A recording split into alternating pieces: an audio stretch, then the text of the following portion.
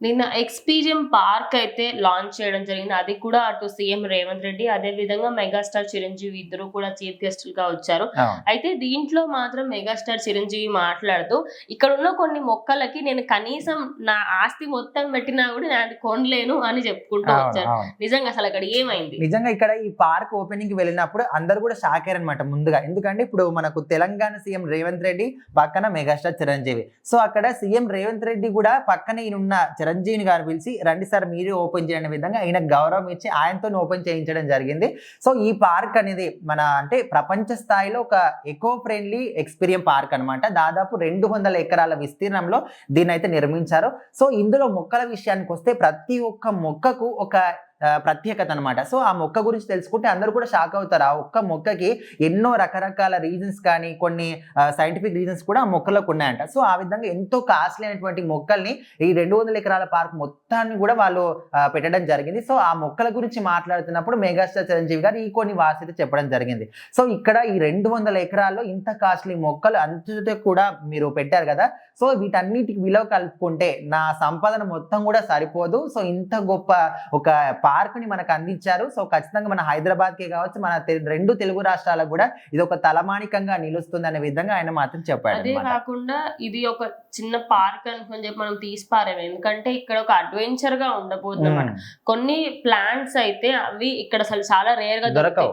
And దానికి తగ్గట్టుగా దాని ఎన్వైరన్మెంట్‌ని కూడా అక్కడ క్రియేట్ చేశారు. అదే కాకుండా ఈ పార్క్ ఇంకొంచెం మోడిఫికేషన్స్ ఇంకా చేసేది ఉంది కానీ మొత్తం ఓవరాల్‌గా కంప్లీట్ అయింది నిన్నటికి.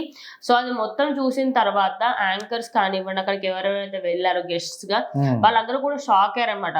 ఒక చెట్టు అయితే అది పెరగడమే కుర్చీలాగా పెరిగిందన్నమాట. అక్కడ కూర్చోవచ్చు. ఆ చెట్టు దగ్గర మనం కూర్చోవచ్చు. కింద కాదు, చెట్టు పైన కూర్చోవచ్చు. అలా ఒక వాల్ లాంటిది పెట్టి దాని చుట్టూరుగా ఫ్లవర్స్ ఉండడము, అదే కాకుండా మధ్యలో ఒక ఫ్లవర్ లాంటి షేప్ పెట్టడము, అట్లా ఎన్నో. అంటే ఒక విధంగా చూస్తే మనకు ఎట్లా అంటే మనం వేరే కంట్రీస్లలో ఎగ్జాంపుల్ మైసూర్‌లో కొన్ని ఉంటాయి పార్క్స్.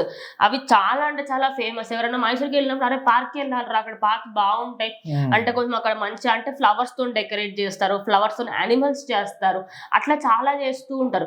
సో ప్రజెంట్ ఇప్పుడు మాత్రం ఇక్కడ అంటే హైదరాబాద్ లో రంగారెడ్డి జిల్లాకు సంబంధించి చిలుకూరు బాలాజీ టెంపుల్ కి చాలా అంటే చాలా దగ్గరలో ఉందన్నమాట. ఇది ఖచ్చితంగా ఎవరైతే ఆ ఏరియా నుంచి ఉంటారో వాళ్ళు ఖచ్చితంగా ఒకసారి వెళ్ళి చూడండి. ఆ పార్క్ లో అయిన వాళ్ళు ప్రతి ఒక్కరు కూడా షాక్ అవుతారు అనమాట. ఎందుకంటే మనము పాత రోజులలో ముఖ్యంగా మనకు శంకర్ డైరెక్షన్ లో వచ్చిన చాలా సాంగ్స్ ఉంటాయి. సో అందులో పూల మొక్కలు చాలా మటుకు ఇతర దేశాలకు వెళ్ళి ఆయన చిత్రీకరణ చేస్తూ ఉంటారు. సో అట్లాంటిది మన ఈ పార్క్ లో అన్ని కూడా ఉన్నాయి అనమాట. అండ్ బగ్గీ ప్రొవైడ్ చేస్తారనమాట. ఎవరైతే లోపలికి ఎంట్రన్స్ టికెట్ ఉంటుంది అండ్ అదే విధంగా లోపలికి వెళ్ళిన తర్వాత మీకు బగ్గీ ప్రొవైడ్ చేస్తారు. ఇంక చాలా అంటున్నారు బగ్గీ కూడా ఇస్తారని చెప్పేసి. అంటే 200 ఎకరాలు మీరు మొత్తం తిరగలేరు కాబట్టి సో ఆ బగ్గీ ఇంత అమౌంట్ అని పే చేస్తే వాళ్ళే తిప్పేసి మళ్ళీ ఒక పాయింట్ తీసుకొచ్చి వదిలేస్తారు అనేది కూడా అంటున్నారు. సో ఓవరాల్ గా చూసుకుంటే హైదరాబాద్ లో ఒక ప్రీమియం ఎక్స్పీరియన్స్ చేసే విధంగా ఒక మంచి పార్క్ అయితే తీసుకొచ్చారు.